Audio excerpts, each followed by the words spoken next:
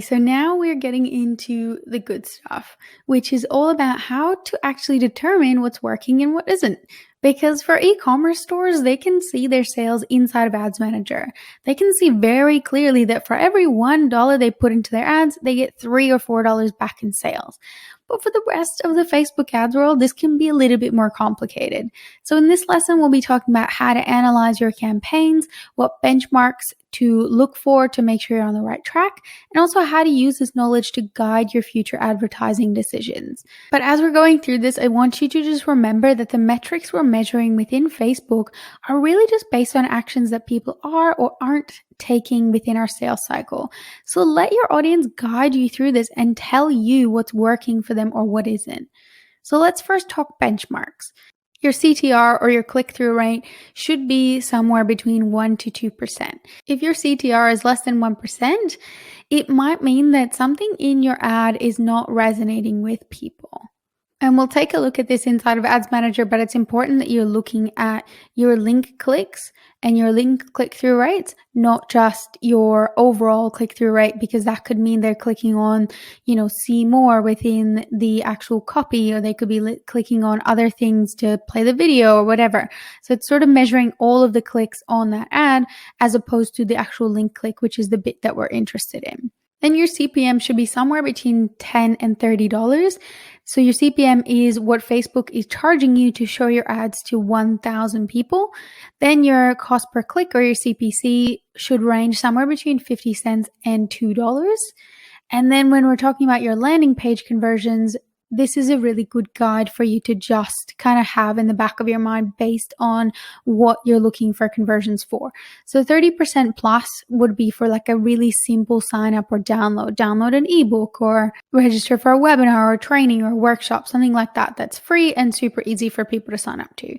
Between 5 and 15% is for people to actually book in a consultation or maybe request a quote, but generally, it's to actually speak to a live human on a live call. That conversion rate is going to be a lot lower. 3 to 5% is an e-commerce stat, and that's just for comparison. So you know that if people are running ads straight to purchases, that conversion rate is really quite low between that 3 to 5%. And then I would say 3 to 10% for a paid offer like a digital product, depending on the price point. If it's, $10,000, if your training is $10,000, you're probably going to get very skewed conversion rates. And it also depends on how much you've warmed up your audience before you're asking them to purchase from you. So this is just a rough guide. Mainly, you want to be looking at that 30% conversion rate for people to opt into your email list. Then you want at least 15 to 30% of people to actually engage with whatever it is that they signed up for.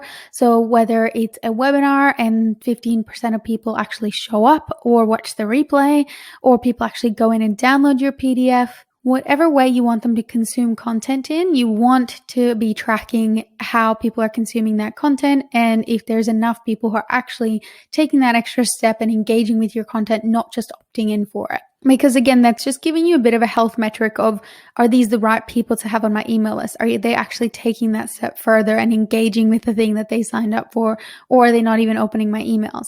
Which then brings us to the next point. You want to have between 30 and 50% open rates on that initial email you send them to deliver whatever it is that they opted in for.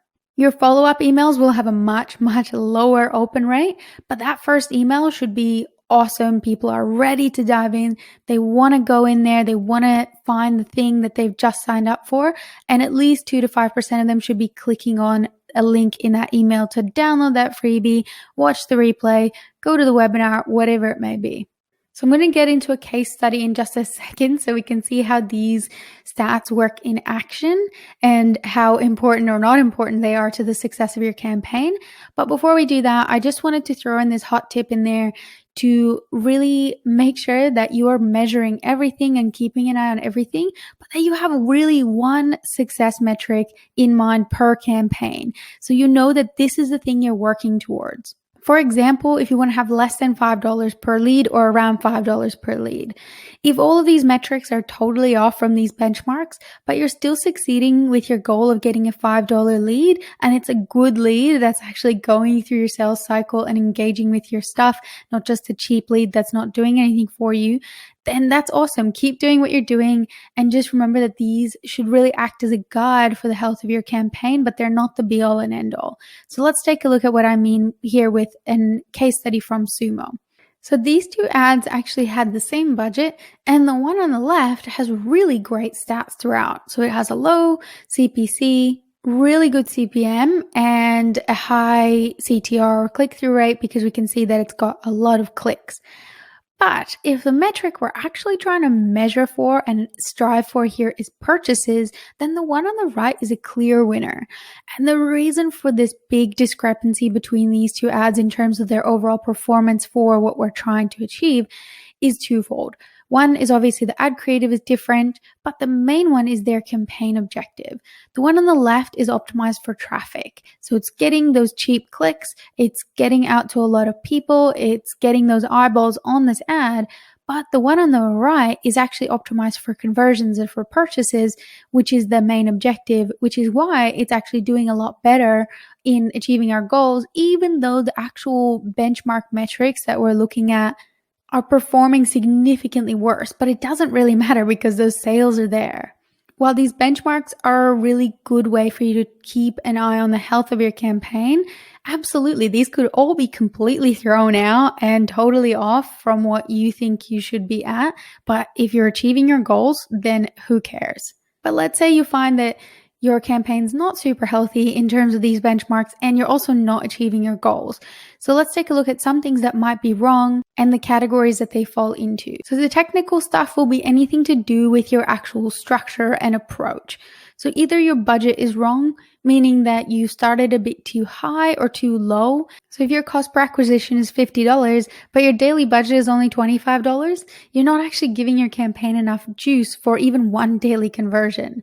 So that's an example of it being too low, but it can also be too high if your audience is not big enough to handle a high budget. Now, in terms of the wrong campaign structure, there is so much that can be wrong there. You can have too many ads or not enough ads, or your audience size is too small because maybe you're using retargeting for this particular campaign and you've over segmented your audiences by saying, send these ads to people who saw my landing page but not my checkout page, then people who saw the checkout page but not the purchase page, and not the purchase page, but you get the point. You're basically just dividing your already quite small audience into even smaller ad sets, and it just means that none of your ad sets have enough people in them to run. Another one is campaign budget optimization or ad set budget optimization.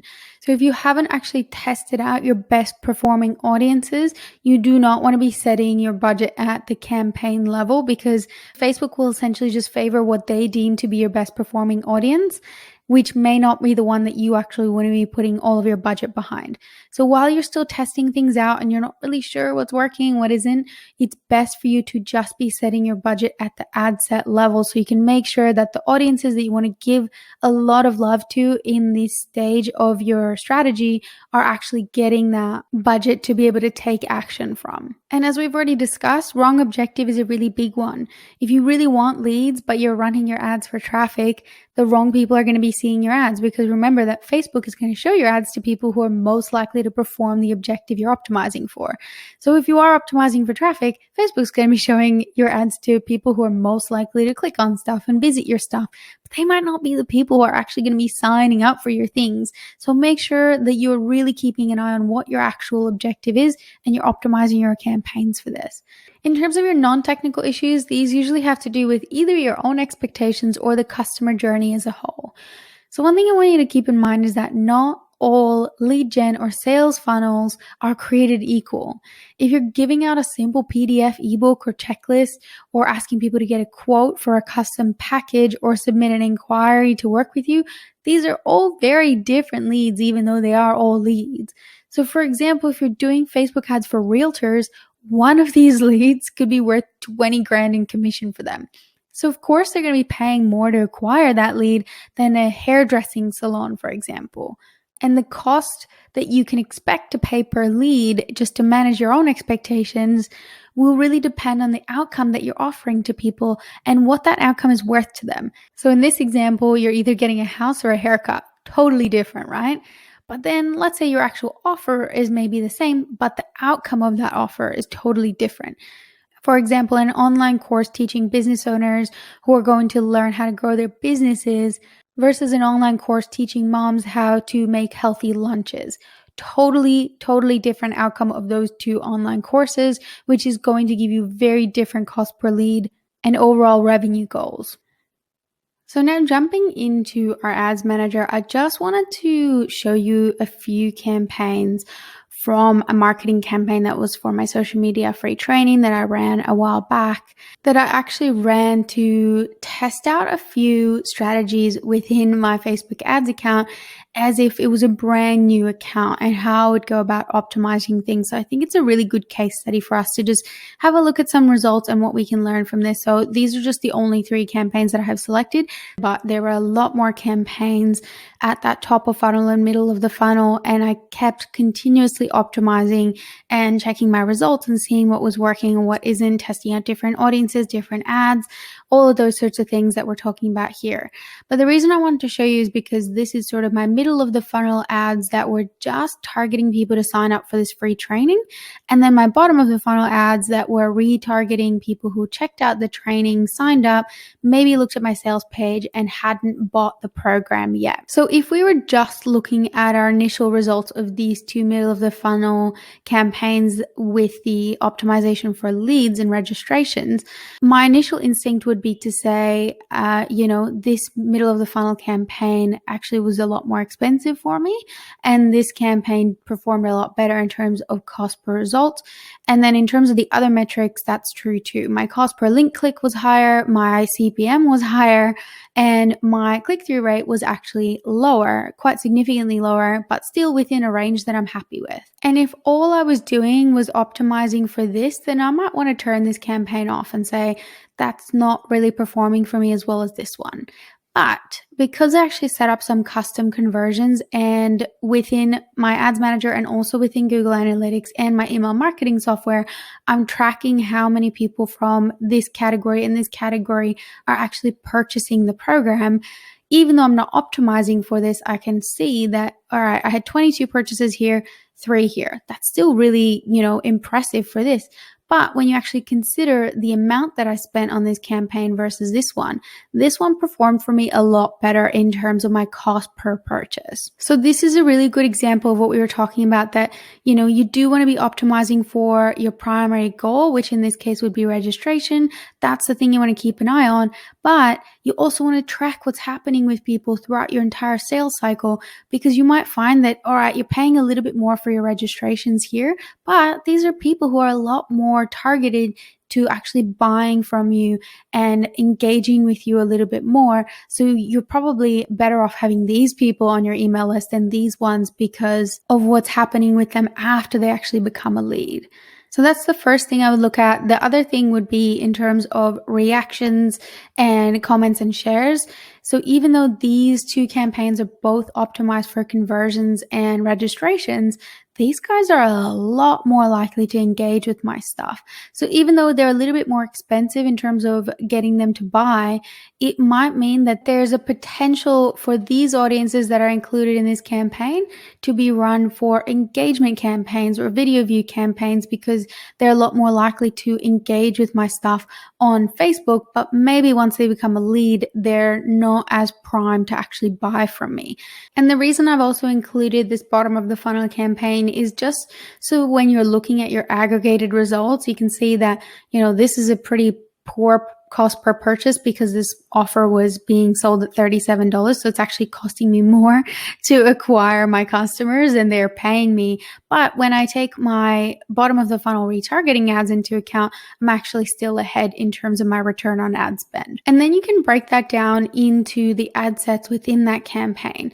So again, you just want to be looking at things at every level to see exactly how things are going. And that's exactly what I ended up doing here, and turning off my ad sets that were costing me a little bit too much for my purchases and keeping these ones running that were actually performing really well for me in terms of my return on ad spend.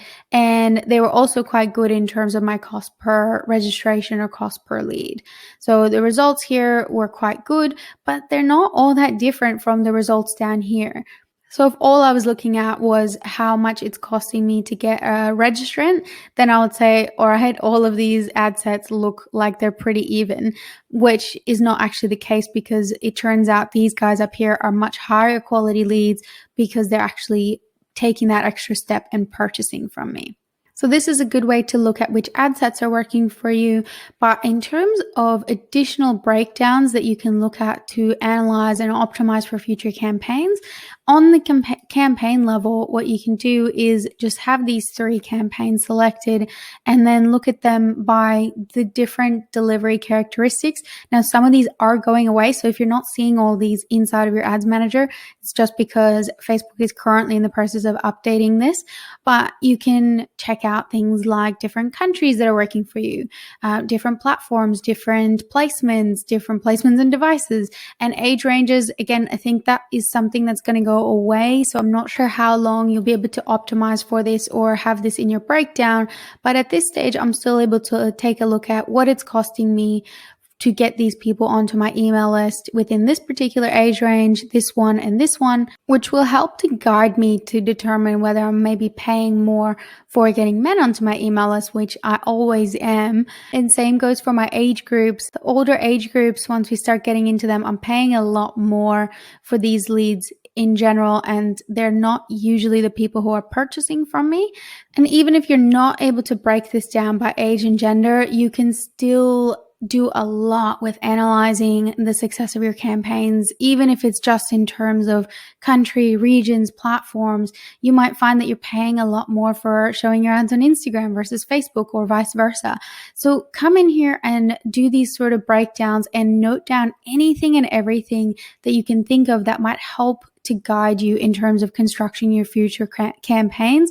And this is exactly why we were talking about the fact that, the more campaigns you run, the more you'll learn and the more profitable that all of this will be for you.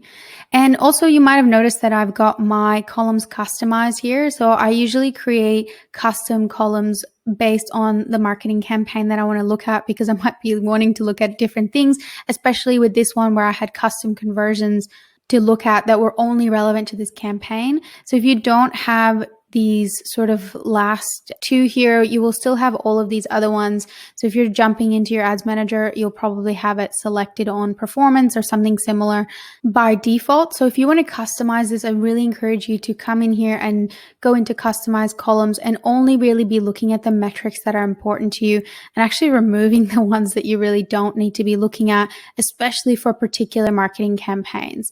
So you can just remove any that aren't relevant to you, especially for purchases. A lot of the time for service-based businesses, that's not actually going to be a metric you'll be able to measure because of the complexity of your sales cycle. You might actually be selling people on live calls. It might not be as simple as having a checkout process that Facebook can measure off of, but you'll have your custom conversions in here that you can also track, or, you can come in here and really look at anything that's not already in here, like link click-through rate and your CPC, cost per link click, and your CPM and everything else. And feel free to move this around to however you want it in terms of your priority as well. So you don't necessarily have to have it in the order that you want it in, and then you can save this as a preset under whatever name is most convenient for you.